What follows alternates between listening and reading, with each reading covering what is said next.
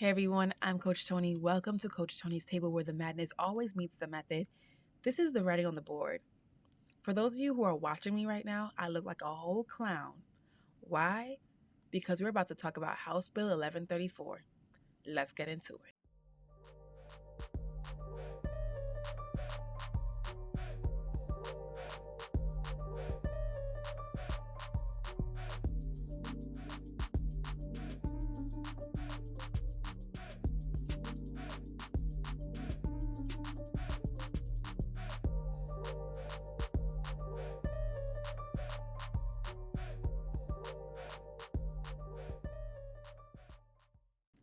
Hey everyone, I'm Coach Toni. Welcome back to the Writing on the Board podcast. I'm so happy to have you here. Before I get into why I look like a whole entire clown on this app, let's do some quick housekeeping. I'm a mathematician. I am certified to teach 7th through 12th grade math in New York City. And I am noticing that the teaching profession is in trouble. So, this platform aims to give educators an anonymous place to vent or to express what's wrong or to express their needs so that we can have a catalog of what teachers are actually looking for to return back to the classroom. We have had hundreds of thousands of teachers leave the profession in a short period of time, and that is dangerous to the future of our nation. So, I hope to hear from you, and if you would like to submit anything, visit www.thewritingontheboard.com/submit. I will read your entries and I will discuss them as soon as I get an opportunity. Either I will talk on my own and give my commentary or with a guest. So, look forward to hearing from you. Second, this is episode 12, which is the last episode of season 1. I am so happy to have had all of you on this ride for this long. Thank you for your support. Now let's get into it. House Bill 1134, what in the world is this and why am I looking like a clown? I think the first thing is to read the definition of a clown because it's necessary, okay? There's one definition here: a foolish or incompetent person. I'm going to harp on that foolish. So let's talk about the bill and come back to why I got to look foolish today. So House Bill 1134 is currently in the state of Indiana. However, the thing about why I started this platform is that teachers don't really have a national platform.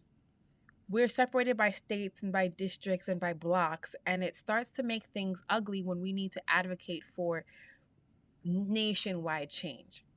So on pretty much every episode, I've implored teachers of any state. I've implored teachers of every background. I've implored teachers who may not relate to the current episode to still advocate for those they do not know, still advocate for the causes that do not plague them. And we will do the same, because that is the way that we will start to enact changes across the board, across the nation. Because one thing is for certain, we are leaving across the nation. Every single state in this nation has been affected by teachers leaving. So just because this bill is currently presented in Indiana does not mean that other districts will not try to follow. Does not mean that it does not affect us. We need to stand together as teachers and act like it's happening to all of us. That being said, let me talk about this bill. This bill, in part, is asking that by August 1st, all lesson plans be posted on a school website for scrutiny by parents who may want to omit their child from learning said lesson. Now, when I say all lesson plans, I mean all lesson plans for the upcoming school year. If you're not an educator, let me quickly explain why this is ridiculous. Our lesson plans change daily. It's one thing if they had asked for a scope and sequence, but let me read some quotes from the direct bill as suggested. Okay. This curriculum that is posted on a school portal needs to show, now I'm quoting, shows bibliographic or other information necessary to identify specific textbooks, audiovisual, electronic, digital, library, or other learning materials, including the title and the author, organization, or internet address. That's a lot of material. Okay. This section applies to curricular material or an educational activity at a qualified school that is or is intended to be assigned, distributed, presented, or otherwise made available to a student in a course or class for which the student receives credit. So basically, they want us to know everything we're going to show the students. They want us to know, and I say us because, right, it's all of us right now. One teacher's affected, we're all affected. Because if this actually becomes a thing and it passes everything it needs to pass, trust and believe other districts, other states may look and say, should we copy that? Should we do that? And they would not have any idea why this decision is terrible. So they want us to have every material available, every assignment available, anything that we're going to present to students available before the school year starts. First of all, no two students are alike. So even when most teachers around the nation are required to submit some kind of lesson plans at least a week before. I'm speaking for myself, and I'm sure many other educators when I say, even if I submit lesson plans a week ahead, I change them daily. What are situations that would make me change them? Let's see. Someone posts a really great resource that I can use. Something happens in the news that could apply to what we talk about. Students have specific interests that I can tie a lesson into. Students do not do their homework and I need to repeat a lesson because I need them to do their homework. Students are advanced and I need to skip a few lessons. Students need prerequisite knowledge and I need to introduce lessons that maybe apply to a grade before. Students come in and they are upset, they are grumpy, they are hungry, they are tired, they are just not having a good day, and receptiveness is at an all-time low. I grouped students and I realized the groupings are not that great. So maybe I will change the groupings and reteach this subject again. Students didn't identify with the material I chose, so I'll go ahead and do some research and choose another material to present the next day or whenever I can do a reteach. I walk into my classroom and there is nobody there because there's a surge of COVID cases and it doesn't make sense for me to teach that day. Hey, I'm going to edit things, or I'm going to teach you something on the fly, or we're going to do an activity that I pulled out of my hat. So many reasons for why I will edit a lesson plan every single time. So whether you are a new or veteran teacher, having lesson plans ahead of time doesn't change the fact that we are editing on the spot, on the moment, especially since we have technology at our fingertips. What's the purpose of having a computer in the classroom if a student can't do research and look up certain things and find certain materials? According to what I just read, we would have to have already told parents the website and the specific materials, organization, authors, internet address that they would have to be exposed to.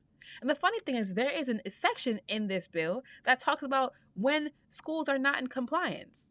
So they fully intend to also punish the teachers who edit these curricula.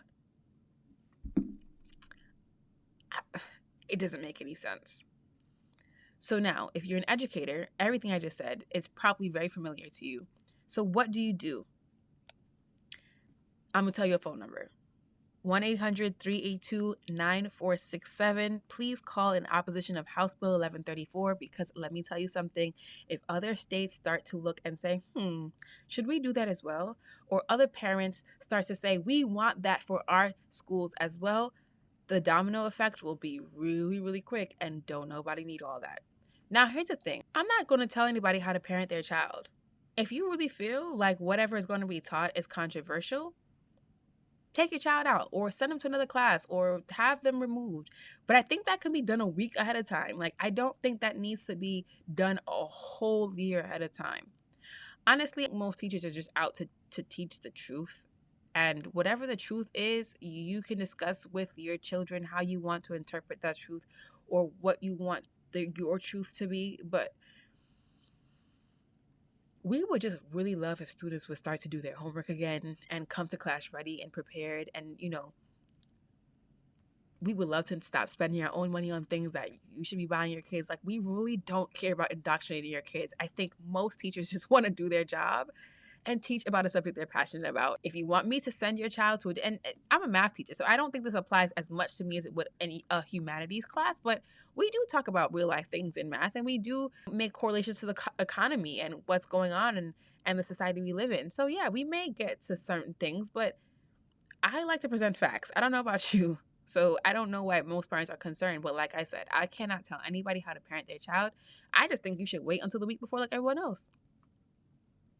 Because if we're supposed to be providing like alternate lesson plans and stuff like that, trust me and believe me, we're about to go to TPT or print something real quick. It's not going to take that long. Like, we go out to give your child an online resource.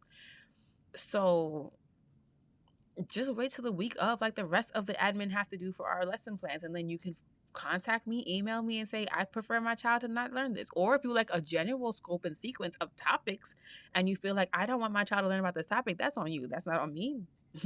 At least I'll have documentation saying, why the student doesn't have a proper grade on this. Not to mention, I learned once the pandemic started that grades don't mean anything, since I was required to inflate all the grades of my students, and it was just pass them, because why not? So at this point, I'm just like, okay, if you don't want your child here, I don't have a problem. What you're not about to do, because here's what's the thing. Every single day, a teacher has to adjust the lesson plan for the next day to make sure it's adapting to their students in real time, grade whatever was handed in, input grades, contact parents, attend meetings, all this other stuff. When are we going to get time to do next year's lesson plans? And who want to pay us for that? Because I don't see anything in the bill about a stipend or anything like that. So I think this whole thing is bugging out. So 1-800-382-9467. Because otherwise, like, I think everyone in Indiana should show up to work looking like how I do right now. And then when they say, like, Coach Toni, why are you out of uniform? It's like, out of uniform? No. I had to write a year's worth of lesson plans by August 1st, which means you clearly see me just like this. Like, I am in uniform. Like, you want me to change this? I am about to go change my lesson plans, because this don't make no sense. Y'all have us out here looking like clowns. I don't understand. I'm sorry. Like, I'm out of uniform. Dress code? No. As a matter of fact, I forgot my big red shoes. I'll have them next week, because y'all really think I'm a clown. If someone ever came to me and said I needed to have all lesson plans, all materials, all resources available before the year starts, and me knowing that I may have kids that need specific attention and specific accommodations, and I may end up having to do extra resource find, and you actually get me to submit those things by August 1st, trust and believe I'm going to show up to school however, and it will be a statement every single day. Let me not get carried away. They think we're clowns. That's all I got to say. Anyway, shout out to everyone who has made it for all of season 1. This is the last episode of season 1, so let me tell you what's going to happen in season 2. This episode today was a preview of what is going to be a segment called The Writing in the News. Okay, so starting in season 2, there's going to be 4 segments. So anytime you listen to an episode, it could be one of 4 segments. This episode is a preview of what's called the writing in the news. A lot of things that are happening in the news affect teachers. And for those of you who listen to my platform regularly, I want to make sure that you're kept abreast. I do understand that there are parents who listen to my episodes, other people who are not in education that listen to my episodes. And I want you to understand how teachers are reacting to the things that are going on with us, and also give other teachers avenues to be able to help advocate for their fellow teachers going through whatever madness is in the news. So this is the writing in the news. You will hear some more of these episodes in season 2. Another segment that you will hear in season 2 will be successful signs. I think that will be our next episode. So our next episode, the first episode of season 2, will be a successful signs episode. And in successful signs, we will interview successful people. Success looks different for different people, so I will not interview the same type of success all the time. But what I do want to ask them is, what about school worked for you? What about school didn't work for you? What do you wish school did for you? Because a lot of people are successful, and you'd be surprised to find that they learned what they needed to learn outside of school. And for the people that learned what they needed to learn inside of school, I want to know what that is. Because if our goal is to overhaul the education system, we want to be able to do so in a way that still retains what was effective for people that are successful. Another segment is called the typing on the board. Technology is our future. And so we need to start to have conversations with technology in terms of how are we servicing our students? What are the pitfalls of technology?